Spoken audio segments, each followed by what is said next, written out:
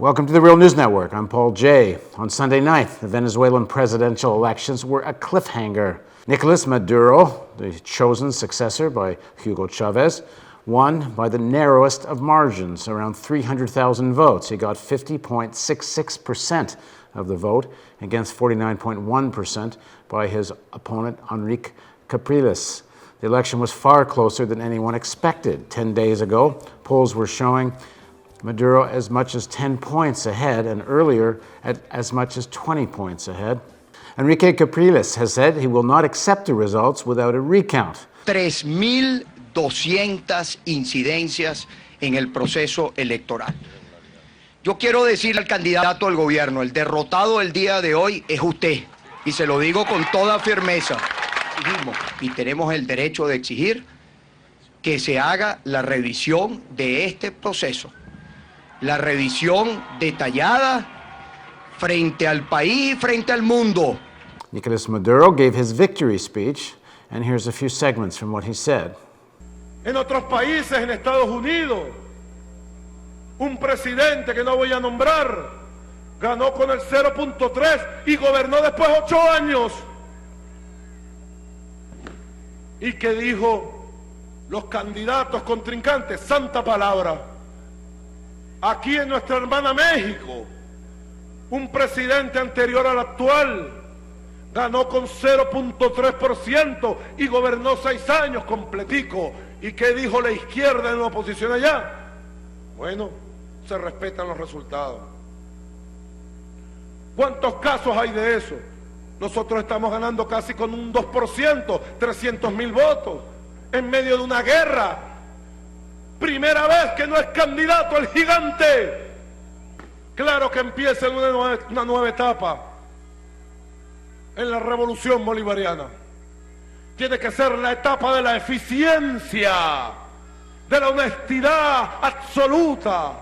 Tiene que ser la etapa del poder popular. El poder popular tiene que ser la fórmula para corregir los entuertos, los errores, lo mal hecho. Yo llamo una rectificación profunda y a fondo en todos los órdenes de la vida. Now joining us to discuss the election results from New York is Greg Wilpert. Greg is a sociologist who between the years 2000 and 2008 lived in Venezuela, where he taught at the Central University of Venezuela. He's also founded Venezuela.com. In 2007, he published the book Changing Venezuela by Taking Power, the History and Policies of the Chavez Government. And he moved back to the U.S. in 2008 when his wife was named Consul General of Venezuela in New York. Thanks very much for joining us, Greg. Thanks for having me. So this election was way closer than anyone expected. Let's get into first of all, the mechanics of what might happen next. So what is involved in the recount that Capriles has asked for, and is that an automatic? Does he get the recount because he asked for it? I don't think it's automatic, but I think it's fairly likely because it doesn't involve that much of extra work, actually. Normally in Venezuela, when ballots are cast, they cast both an electronic ballot and a paper ballot. And about 53% of the paper ballots are randomly, or ballot boxes are randomly selected for a manual count that is then compared with the electronic vote count. And in this case, Capriles is basically asking that instead of only 53% of the ballot boxes be opened and manually counted, he wants 100% of the ballot boxes to be opened and counted.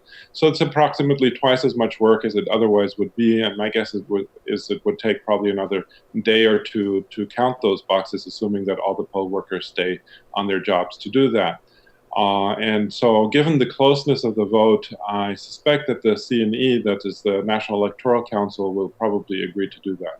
And just to be, so everyone gets what we're talking about here, the reason they do 53% originally is that it's supposed to be a sort of random checking that the machines are counting in accordance with the paper ballot.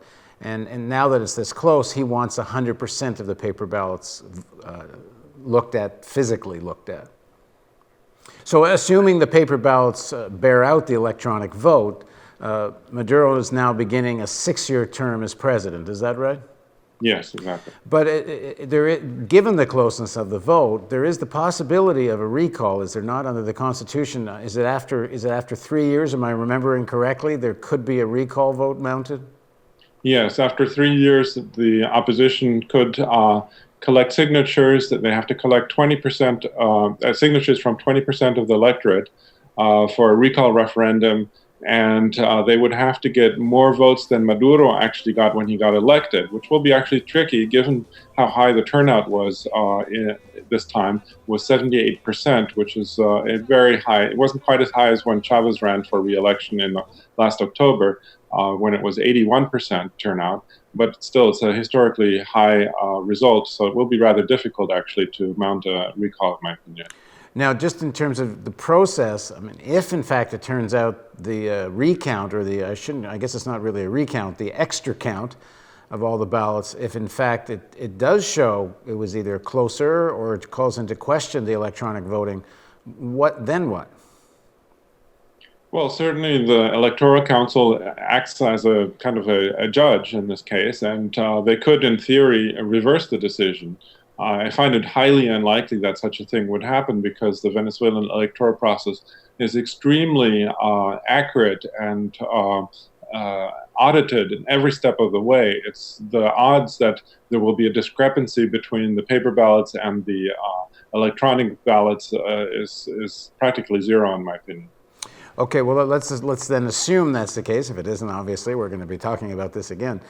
So then what accounts for how close the elections were? And as I said in the introduction, only 10 days ago, Maduro was 10 points ahead. Momentum seemed to have been with Capriles. So what do you think that's about? I think basically Maduro ran a pretty bad campaign, actually, for a number of reasons. For one thing, he didn't present himself as being his own person. He ran basically on the entire Chavez legacy, which is fine, of course, given that Chavez was so popular and such a charismatic individual. It was, in a way, certainly perhaps the best thing he could have done. But on the other hand, I think many people felt like, well, we don't really even know who this guy Maduro is, other than his promise to basically follow faithfully in Chavez's footsteps. That was one issue. The other issue was, I think, that the campaign was to a large extent waged on the terms of the opposition. That is, the opposition set the main themes of the campaign. And of course, when the opposition manages to do that, then the governing party is at a distinct disadvantage because the themes are going to be ones that don't look so good on the government's record. And in this case, it was economic issues, it was the issue of crime, and it was the issue of inefficiency in the public administration. All three issues where there's problems on the government's record. And so the government, or Maduro, was basically on the defensive the whole time during the campaign, and that, I think, contributed to a large extent to why he didn't do as well as he might have otherwise done. So this is part of this, of him positioning himself all within the legacy of Chavez instead of a vision for what a future would look like under the leadership of Maduro. Well, of course, Chavez's legacy also involved a vision for the future, so it wasn't completely devoid of a vision. It's just that it wasn't his own vision, and so his own profile really didn't come out so strongly, other than, of course, his attempt to identify with the working class, which is, of course, something also that was important, considering that he used to be a union organizer and a bus driver. And that's rather important because Hugo Chavez's strength was mostly in the barrios, but the sort of more urbanized, you could say more sophisticated working class was somewhat split about Chavez. Well, I think it wasn't necessarily so much that that they were split, but also, as I said, partly the issues that resonated negatively with people. And also, Maduro made a couple blunders, I think, during his campaign. He talked about how he saw Chavez in the form of a bird, for example, which people in the opposition camp managed to make a lot of fun of. And there were a couple other things where he accidentally, he made basically gaffes. where he accidentally referred to an island in Venezuela as being a state when it really wasn't a state, that kind of a thing, which he certainly knows better, but it was just a mistake. And so he looked bad on a couple occasions. So the momentum seemed to have been with Capriles. Apparently he got 1 million more votes in this election than he did just a few months ago when he ran against Chavez. Yes, and I mean, I think one of the reasons that people expected Maduro to do better was because of the sympathy vote, given Chavez's recent death. But I think that aspect was probably overemphasized or overestimated. So, assuming Maduro is going to be the president, he's facing enormous challenges, not the least of which almost half the country voted against him. How does he deal with that? I mean, is there things that he has to do differently than Chavez was doing? Well, that was one of the main points, actually, in Capriles's semi-concession speech, which was precisely that the government's former strategy of belittling the opposition as being insignificant doesn't work anymore. That the people who voted for Capriles are almost as many as voted for Maduro, and therefore he has to take them into account. And I think that is a pretty strong, powerful argument. But also going beyond that, I think what it really means, given that I think Capriles actually ran a fairly deceptive campaign trying to imitate Chavez to some extent, I think the bigger issue really is that Maduro is going to have to address the main campaign issues properly, which are the ones of crime and economic management and of state inefficiency. This issue of state inefficiency is kind of wrapped up in the other two, the issue of crime and the economy, because a lot of the issues, and we've discussed this in previous interviews, sort of the inability often of the state to execute on policies, that the policies actually look quite good, and then in the execution it seems to fall apart. And Capriles really zeroed in on that. And then in Maduro's speech, he said one of the main objectives facing him is to make the state more efficient. What does that mean? How's he going to do that? Well, that's a very good question, and I'm not sure if he really has an answer for that. One of the things that's going to have to mean, I think, is some kind of better, paying better attention to performance of state officials, and trying to crack down more on corruption. This is exactly what Maduro has promised, but of course it's always a big question as to whether or not he'll be able to do that. Because there's always been this issue in Venezuela, and for good reason. I mean, we shouldn't forget there was a coup in 2002, but there's always sort of a push-pull between loyalty of people, especially at senior levels, but even below, and their ability to execute. And you sort of, if you're in a position where you just had a coup and you have so many forces against you, you tend to go for loyalty, and the issue of capability and efficiency may become second. And those pressures aren't going to be less now given the results of the election. On the other hand, there's some people at senior levels that don't seem to be able to execute, and you'd think he's going to have to move them out.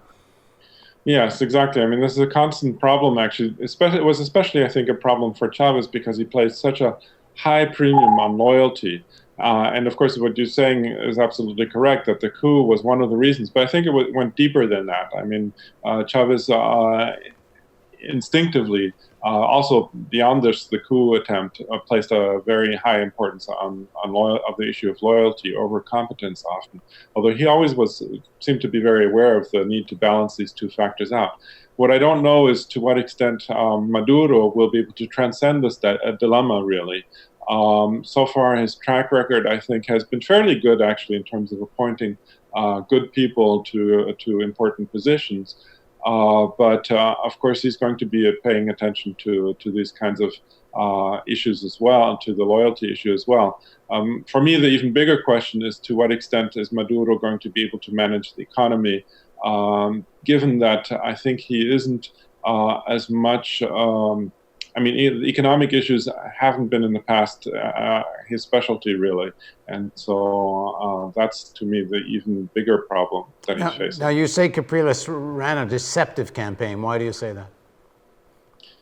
Well, Capriles was basically promising to continue all of the social policies of the Chavez government, and was constantly, I mean, he was imitating Chavez down the line. I mean, in the end, he seemed to be praising Chavez, saying essentially that Maduro is no Chavez and isn't as big good a leader as Chavez and things like that. But not only that, he was promising to continue social programs, but then at the same time also promising to introduce changes in the economic management to attract more foreign investment, for example, which in a way could undermine these social programs, because when you try to attract foreign direct investment, you have to open up the economy to a much larger degree, which tends to lower state revenues. And so then how are you going to fund the social programs? So this never was really clear to me how he was going to balance these two things.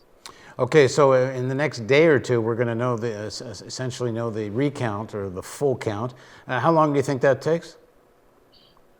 My guess is if they get started right away, and they probably would have to, given the urgency of the issue and the fact that you probably have to keep the same people who worked on the polling stations, they probably would have to do it within the next 2 or 3 days, is my guess. Although there's no precedent for it, so I could be wrong. And I guess it's pure speculation here, but if the vote does get confirmed, do you expect Capriles to accept it? I think he won't have any other choice, because there's plenty of international election observers. They've got their own witnesses. That's the thing. The voting process is so triple audited. You have the electronic count, you've got the paper count, and then you have the counts by the different election observers and the witnesses. It's very unlikely that those three counts there will be a mismatch between them. And if there is, there's always a way to figure out which one is probably the correct. That is part of what Capriles said, isn't it? That their witnesses have come up with a different count? Yes, that was one of the arguments that he made. It would be a relatively simple matter to track down where is the discrepancy and where it comes from. And so I think it will be resolved. I honestly don't believe that the Chavista camp would be interested in outright fraud, because they know the electoral system as well as anybody else, and therefore know that fraud is practically impossible in the system. All right, thanks for joining us, and we'll be doing this again in a few days when we do know the final results. Thanks, Greg. My pleasure. And thank you for joining us on the Real News Network. Don't forget, we're in our spring fundraising campaign. We have a matching grant. If you donate $1, we'll get another $1. So if you donate many dollars, then we'll get many more dollars. Thanks for joining us on the Real News Network.